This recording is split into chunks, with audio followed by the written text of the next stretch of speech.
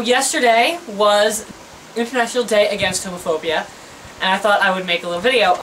We recently did Day of Silence, and what I find interesting is that there's another group that did like Day of something else, in which basically they said everyone has the right to freedom of speech.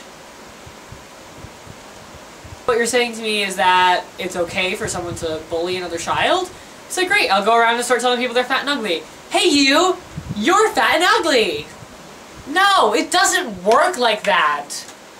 That just annoys me. It just annoys me. Look, freedom of speech does not mean you can say hate words. It does not mean you can, you know, belittle people. It means that you're free to speak your mind, but you're not supposed to infringe on the rights of other people. Do you understand that? Like, some people. Some people. So I thought that for this special event I would, you know, tell you my whole coming out story. I came out in 8th grade. I was very, very early. I knew who I was. I knew who I wanted to be. I just wanted to get out there and start kissing boys. So I was dating this girl, Erin, and Erin and I began to grow apart.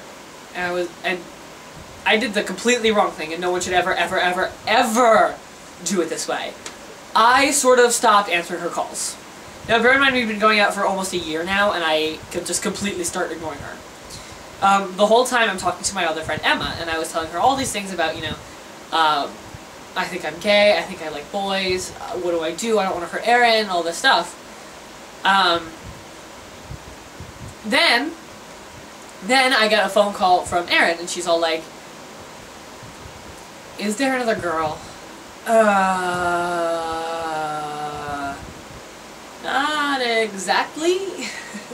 So I told her that I was gay, and she said, you know what, that's perfectly fine. And we went on to be perfectly good friends.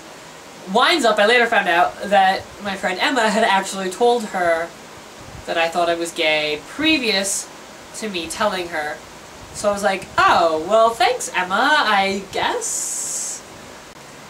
So one night, I used to have a really like big tall bed. Like it almost hit the ceiling and all that stuff. It was a little kid bed, but it was really funny. And it's like 8th grade and I'm still in this bed. And so I go up to bed one night and my mom was like, you have to be honest with me, and I don't remember what we were talking about, probably grades, probably homework. She says, you have to be more honest with me, you have to, you know, there's no reason to lie to me about some of these things. So I said, Mommy, and she goes, yeah, and she goes, if I'm being honest, I have something to tell you. And she's like, what happened? And I'm like, I think I'm gay. My mother actually said, duh. Nothing else. She looked at me and she said, duh. I mean, people joke about that all the time, and it actually happened to me. My mother actually said, duh. I mean, I guess she is headless, so it shouldn't be too much of a surprise. But what do you know? She said, duh. It was going into sophomore year, because it was the year I did Tommy. I went and did summer classes at Two River Theater Company in Red Bank, where I met this lesbian. Her name was Ariel. We now call her the slut with the bitch name. Or the bitch, the slutty mermaid or something, I don't remember, we had something, slut with a fish name, I don't know. So, I became really good friends with her, and we talked all about Lord of the Rings and how we were such geeks, and Drew Sarich and all that stuff. And then I decided that I really wanted to go to the opening of the 7th Harry Potter book. So, like, when the 7th Harry Potter book premiered, they had a big opening party at all the Barnes & Noble across the world.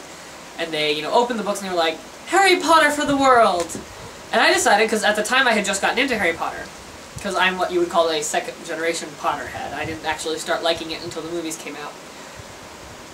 So I started reading the books. And I was on the 3rd one, and the 7th book came out, and I was like, well, you know, it's the last Harry Potter book, I should go to the party.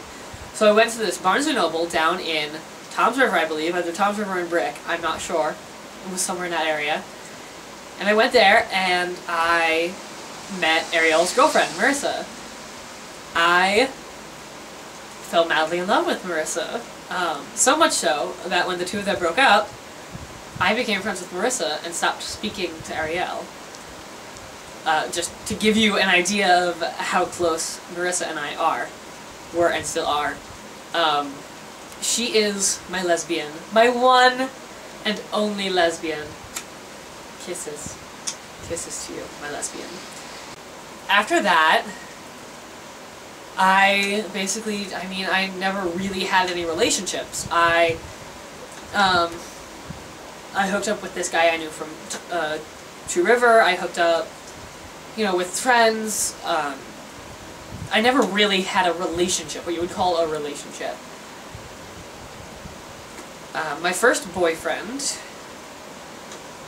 probably would be this kid from Sweetie Todd, who I later realized really liked Titanic. I really liked him. The only problem was I didn't like him enough, if that makes sense. So I didn't want to, string him along or anything. So I broke up with him. And he has a new boyfriend now, he's happy and all that stuff. Then I met Owen. Owen was interesting. I really liked him. He was in the pit of Sweetie Todd as well.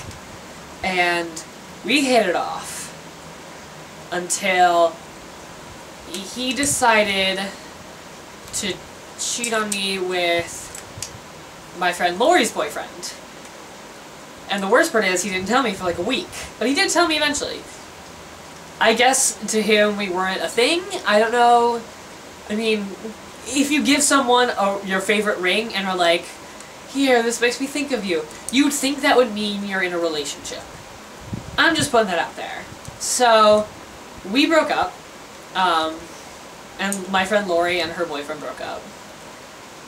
And then, after that, there was a kid in Glen Ridge who I just sort of hooked up with, and I didn't really date him at all.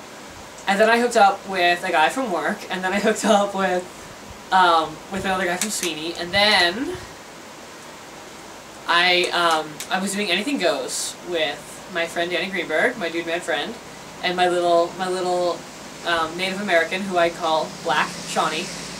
I love her. She's so adorable. She's she's so little. It's cute. And through Shawnee, I met Doug, who I'm now dating, and who is so adorable, and who I went to prom with. And I showed you all the pictures, and that's Doug. That's pretty much my video. Happy anti-homophobia day. Day against homophobia, day against... I don't remember what it is, but happy, whatever. Signing off.